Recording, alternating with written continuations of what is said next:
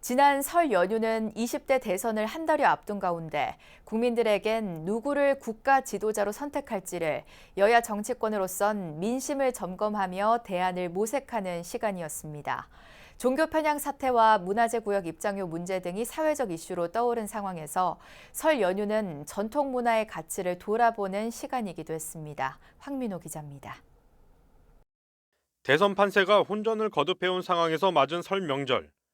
민심의 1차 변곡점을 지나온 여야 정치권은 불교계가 강하게 문제를 제기하고 있는 종교 편향 문제를 심도 있게 들여다보는 시간을 갖는 모습이었습니다.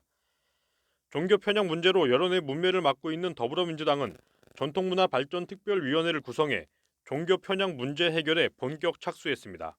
민주당에 속해 있는 의원으로부터 촉발된 일이어서 같은 민주당의 동료 의원으로서 그것을 사전에 알아채고 그거를 제어하지 못한 점, 그리고 또 사건이 벌어진 이후에라도 즉시 조치가 이루어지지 못하게 돼서 사건을 키워진 거에 대해서 매우 안타깝고 송구스럽게 생각합니다. 총리실에 종교차별금지위원회를 설치하고 전통문화의 보존과 전승을 종합적인 국가지원 체제로 전환하는 한편 전통사찰과 소유토지의 불합리한 규제를 완화하고 문화재 관람료와 관련한 국가지원의 근거를 담은 입법 추진에 나섭니다.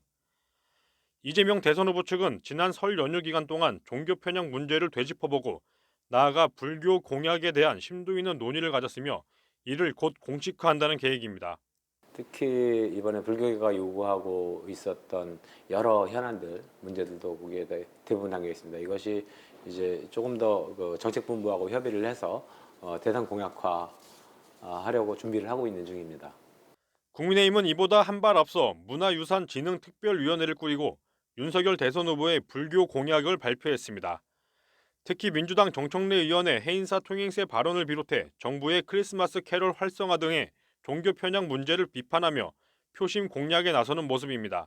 국민들에게 크리스마스 캐럴이 뭔가 힘이 되고자 하는 바람이 있었는지는 모르겠지만 그걸 기독교에서 활성화하는 걸 정부가 지원하는 형태면 모르겠는데 정부가 직접 나서서 홍보하는 모습들은 정부나 또 이 정부와 관련된 기관들이 굉장히 특정 종교에 편향적이다라고 느낄 수 있는 또 오해를 살 수 있는 그런 사업들이 많았던 것 같습니다.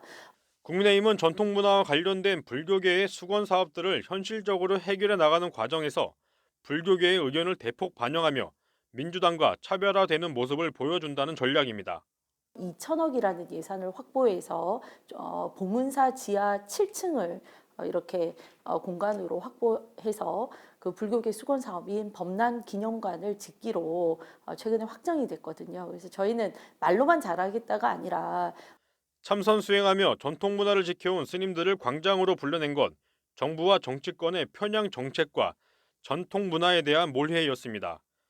전국 승려대회 이후 맞은 설명절은 그래서 더욱 정치권과 불교계에 큰 화두를 던져줬습니다. 이제는 불교문화유산을 영구적으로 잘 보존할 수 있는 세심한 정책, 어느 편으로든 치우치지 않는 합리적인 대안이 제시돼야 할 시점입니다.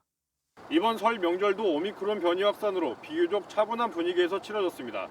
각 대선 후보 측이 전통문화와 관련한 공약을 내놓고 있는 가운데 설 연휴 기간 민심은 어느 쪽에 성큼 다가서 있을지 향배가 주목되고 있습니다. BBS 뉴스 황민호입니다.